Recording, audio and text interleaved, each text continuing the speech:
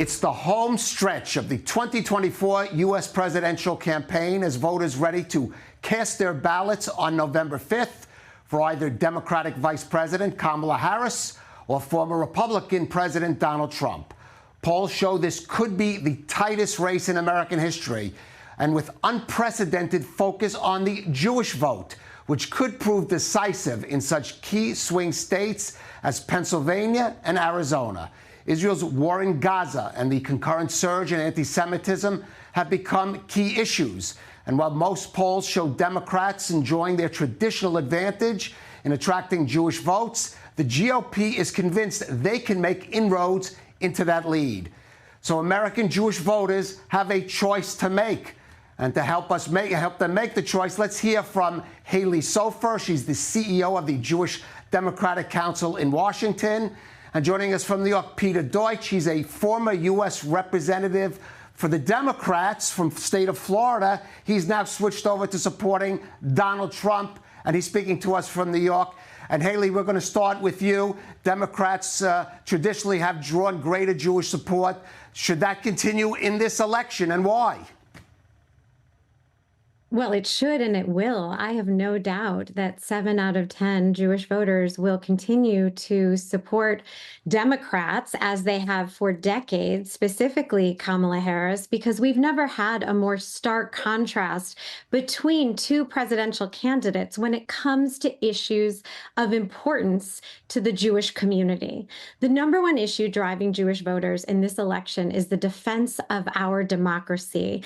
And while Kamala Harris is a staunch defender of democracy, Donald Trump has said he wants to be a dictator on day one. And we saw last night at Madison Square Garden a very clear demonstration of his vitriol and the misogyny and the xenophobia and the kind of values that frankly are just antithetical to Jewish values, including the defense of our democracy. When it comes to anti-Semitism, Kamala Harris has been a strong partner and ally looking for ways to secure the Jewish community, including the unprecedented White House strategy to combat anti-Semitism that was put forward by this White House, while Donald Trump himself has aligned with anti-Semites. He has denigrated millions of American Jews on the campaign trail, repeatedly telling us we need to have our heads examined.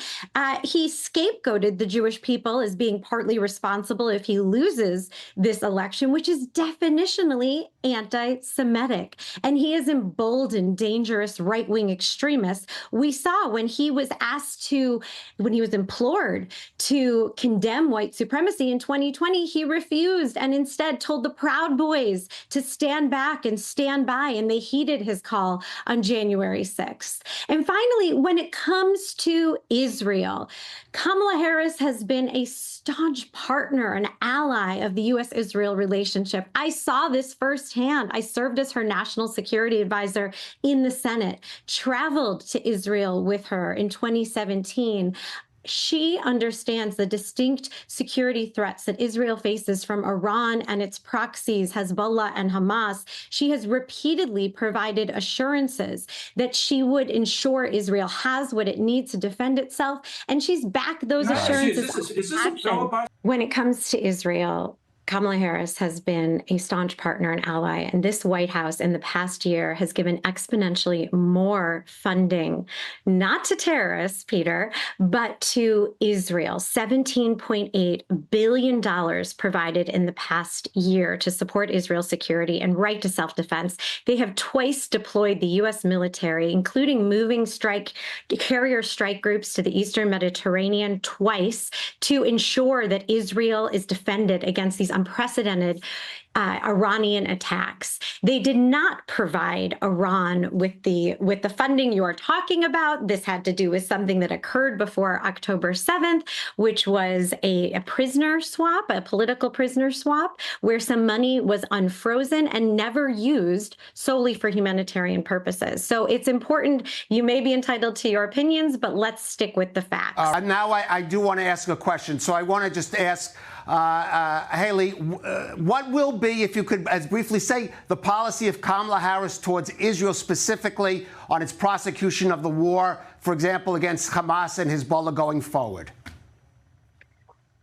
This is no mystery. Kamala Harris has repeatedly provided assurances that she will ensure that Israel has what it needs to defend itself following the horrific attacks of October 7th. Kamala Harris has been unequivocal in her condemnation of terror, and she has stood with Israel as it faces ongoing security threats from Hezbollah, Hamas, and Iran. She has provided repeat assurances that she will continue to ensure that Israel has what it needs to defend itself, and she's backed those assurances up with action, including providing unprecedented amounts of military aid to Israel.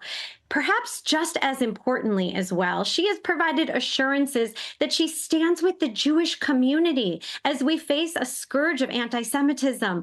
Donald Trump himself has emboldened anti-Semites. He's engaged and trafficked in anti-Semitic rhetoric, and the vitriol and hatred that he's demonstrated on the campaign trail is a direct threat to Jewish Americans and to our values. Okay. So I have no doubt Jews will continue to support Democrats in this election. All right, we're going to have to leave it at that. Listen, this has been a difficult campaign.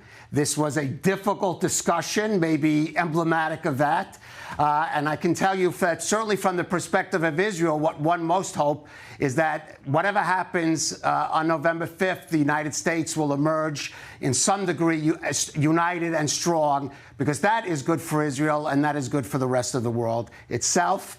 I'd like to thank Halie Soifer and Peter Deutsch for joining us this week on Jewish World Weekly. Thank you.